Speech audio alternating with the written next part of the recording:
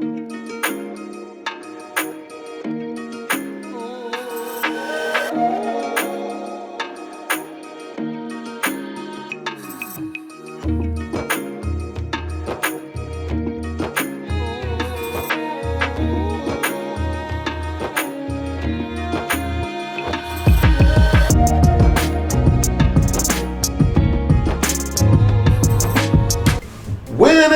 Peace and love, family. Peace and love.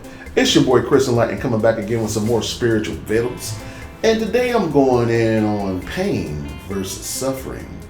Ooh, this is a good one, family. This is a good one. Pain versus suffering. Ooh. This is a good one because a lot of humans can't differentiate between pain versus suffering. But I'm here to tell you, family, there's a big difference between pain and suffering. One you can control and one you can't. Now, we can't control pain. Pain is something real, it's tangible, you feel it. But pain is actually a defense mechanism to keep us alive. Because if we didn't have pain, people would be dying left and right. People wouldn't be afraid to do things because there was no pain. A baby would keep getting burnt over and over because they don't feel no pain from the stove. People would be dying all over the place if there was no pain. But suffering is something you can control. Suffering is something that isn't real, but something is something that you choose to go through. And it's not by mistake, it's by your upbringing and your conditioning. Suffering is a byproduct of the human memory paired with our strong imagination. That's suffering. Because you can go through something that was really unfavorable in the past and you haven't gotten over it. So you're remembering it, your emotion is tied to it, and your vivid imagination is allowing it to spawn and run rampant in your consciousness. And that causes suffering, despair, melancholy, all that stuff. It's suffering. But I'm here to tell you, family, you have a choice. You have a choice. What I did to lower, dissolve, and alleviate my suffering and eliminate my suffering out of my life is realize that challenges help us evolve. And pain causes growth if you have that understanding. So if you've gone through something in the past and it's years later and you're still have it anchored and fettered to your back like a backpack, you have to let it go. You have to let it go. Or despair, melancholy, suffering, depression, all that stuff will set in. And that frequency is an entity that needs other suffering to feed and sustain itself. So you may find yourself wearing your suffering like a badge of honor. It's going to fuel itself by imploring you to tell other people about your suffering in hopes that they tell each other about their suffering to make suffering run rampant in our earthly reality. You know what I mean, family?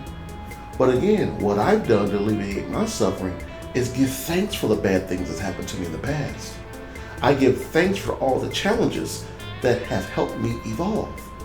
Because when you give thanks for something that's unfavorable that happened to you in your life, you're telling the universe and your higher self that I have no need to go through this again. I learned my lesson. And you won't go through it again. You won't go through it again. But when you find yourself going through the same turmoil, suffering over and over, the same thing why it just keeps happening to me? Because you haven't gotten over it yet. You haven't learned your lesson. This is a life lesson planet here that we're in. The more lessons we learn, the more we evolve. When you tackle one lesson, you'll go to the next lesson and the next lesson. So my goal in life is to look for things to fail. Look for things to go through. Because the more I go through, the more I evolve and the stronger I become. I believe that when you die, there's a continuation of consciousness. And when you reincarnate, your consciousness picks right back up where you left off the previous incarnation. So the more challenges I go through this time, the less likely I'll go through it again in my next incarnation or this lifetime, family. Let's look at slavery. When blacks were enslaved, we were never slaves, but we were enslaved. And we were suffering so bad because it was like new tech. That level of suffering was new tech, and it spawned a new consciousness within the slaves. Our mind was so strong back then, and our memories were so vivid, that we created a term called melancholy. And melancholy is when you're in such a low, depressionable state. Your depression is so far and so deep that you just fall out and die. You just fall out and die from just suffering and despair and just pessimistic thinking. That was melancholy. These days, since a lot of people in America, we don't really go through much over here. Yeah, we have some challenges over here, but compared to the rest of the world, we really don't go through much. So a little bitty bit will cause so much despair in you because you're not used to going through any hardships or challenges that it drives you crazy.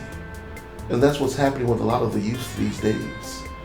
A lot of people are taking their own life away because they haven't got over suffering. No one's taught them how to deal with their unfavorable things of the past, so it won't be a doorway to suffering in the future. But I'm here to tell you, family, the more you do more of what it is that you love to do, the more you dissolve suffering. Suffering and joy can't share the same space.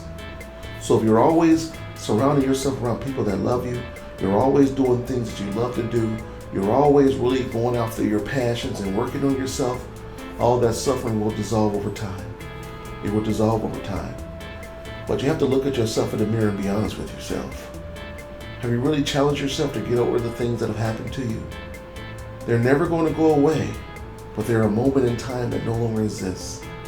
You can choose to anchor your spirit and your consciousness in that dark place, or you can choose to usurp your divinity and rise yourself up and learn from that unfavorable situation in hopes that you can help someone in the future. A lot of the things that you go through is because you're a pave maker. You may not be a pave maker for yourself, but you may be a pave maker for someone else that you may be close to in the future, and your suffering, your experiences can help them heal quicker. It's not always about you. This advanced tapestry of reality that we're living in is deeper than you can comprehend.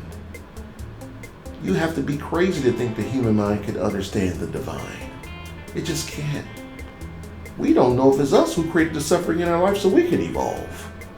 I have to imagine that I was vibrating so high in my last life that I chose to grow up in the hood to have humble beginnings to see if I can still usurp my divinity, to see if I can still walk with kingship, to see if I can still claim being a god that I am today. And I did it. I give thanks for me. I made it. And if you're watching this video, no matter where you are, in the past, future, or in the present, you made it too. You made it too. I look at life as a bunch of raindrops, and each raindrops is of the Creator. And the Creator is experiencing different moments, times, and experiences all together. And what happens to rain? When it hits the ground and it ends itself, it turns to water, and eventually that rain evaporates back up to its source. And I look at life like that. I look at each sentient being, whether it's a rat, squirrel, a marsupial, rodent, pig, fish, plant, we are all going to end one day. And just like the raindrop, when the water evaporates, we're going to evaporate back up to source, to the Creator. And we may rinse and repeat and do it over and over again. But what does the rain do? It replenishes things, it cleanses things, it wipes away things, and then it rejuvenates things. So look at your suffering as a way to rejuvenate your spiritual self within. But I assure you, the more you raise your vibration, the more you'll alleviate your suffering. The more joy I've claimed and owned and expressed out into this world outwardly, the lower my depression and my suffering and my chances to suffer. Everything in this reality that you experience corresponds to what's within first. If you're looking for love, you have to be love. If you're looking for joy, you have to be joy. If you're looking for light in your life, you have to put light out in the life. You know what I mean, family? So hopefully you got some jewels on pain versus suffering. Pain is real. You can't control pain. Now, there are some martial arts techniques that I've learned that helps me navigate pain more. But you can't control pain. Pain is real. But suffering is a byproduct of your memory, your strong imagination, and your unwillingness to let things go.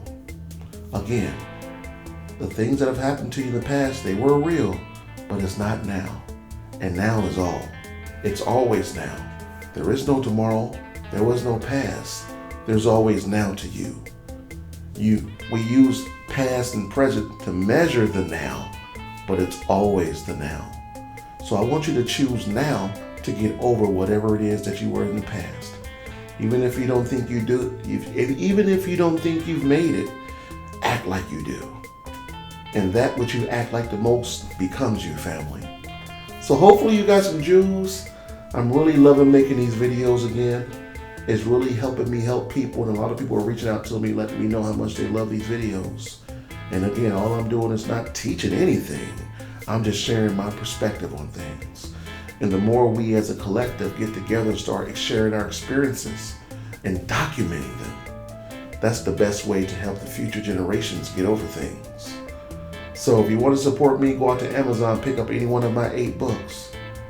If you need life insurance, which most of you do, reach out to me. We can have a consultation, and I'll get you into a vehicle that's going to help you create generational wealth for you and your family. Okay? So on that note, you already know what it is. I'm your boy Chris Enlightened, and I'm out here